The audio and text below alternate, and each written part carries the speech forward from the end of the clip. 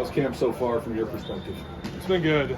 Very competitive camp. We got a great team this year. It's been a lot of fun. As an O-line, we're getting a lot better, so it's been good to see the progress so far. What's that like? Obviously, you had a couple new guys come in the spring, but then added a few more this fall.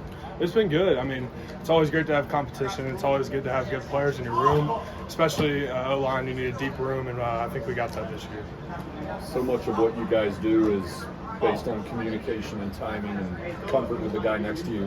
When you add a new guy like Logan Parr next to you, how much are you adding to the communication, or do you not really have to because he's a veteran guy who played at Texas?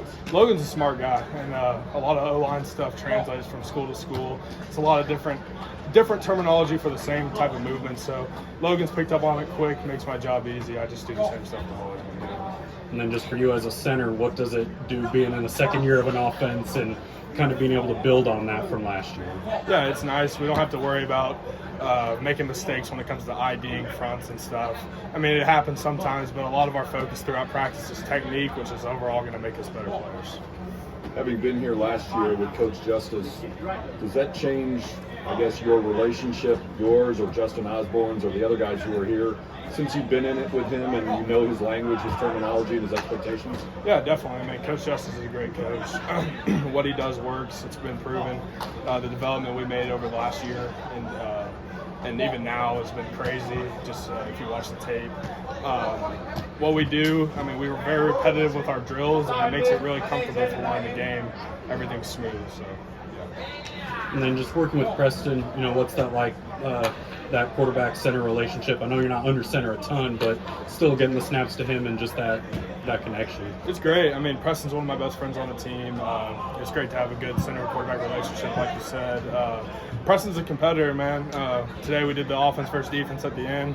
Preston, he'll light a fire under you. He'll get the offense going. It's what you need at quarterback, so very thankful to have him. That good friend, Preston Stone, described you as maybe the toughest, nastiest player on the team. Would you agree with that? And is that something you work at, or is that just part of your DNA? That's just kind of how my parents raised me. I don't know if I would say I'm the toughest, nastiest on the team. We got a lot of tough guys. Our team's a really tough team, both sides of the ball. So, I mean, I think that's why we're going to be successful this year. Is that something you got to have there's a lot going on as a center. Sometimes you are one of the smaller guys on the line. Do you kind of have to play bigger than you are a little bit in a sense? Yeah, I mean, if you look at our O-line, I'm the smallest guy we got, so kind of play with an edge. But all of our guys bring an edge, so I mean, we're one unit. It's works really well together. So. All right, you may be the smallest guy on the line, but you look bigger than you did a year ago at this time. How much weight have you put on? I'm 295 right now. I've been on a diet, trying to lean out and be 295, so it's been a journey. Nutrition's kind of been a thing I've worked on the past year, so it's been a good journey. How hard is that to balance? I mean, you've got to be big and strong, obviously, but like you said, also leaning out. Yeah, a lot of calories every day, a lot of clean calories, which is tough for a big guy that's grown up eating a lot of not good calories. So. What's the hardest thing you've had to give up? Probably fried chicken and cheese fries, but that's probably the biggest thing for me. The defensive line has also been upgraded just through guys getting better, bringing guys in. Especially in the middle when you've got Jordan Miller lined up across from you. What's that like, and how much better does that make you guys too? It makes us way better. I mean, Elijah, both Elijahs, Jay Millie. We got a lot of guys that play all over the place that are really good players, and that just builds confidence for us. I mean, we know if we can play against them at a high level in practice, then we can play against anyone at a high level in games. So it's great to have that battle back and forth every day. We realize not every day we're going to win every rep because we got good guys in front of us. So, I mean, it's great competition every day. You faced some pretty big nose guards and D tackles last year. How does Miller compare to some of the ones you saw in the American last year?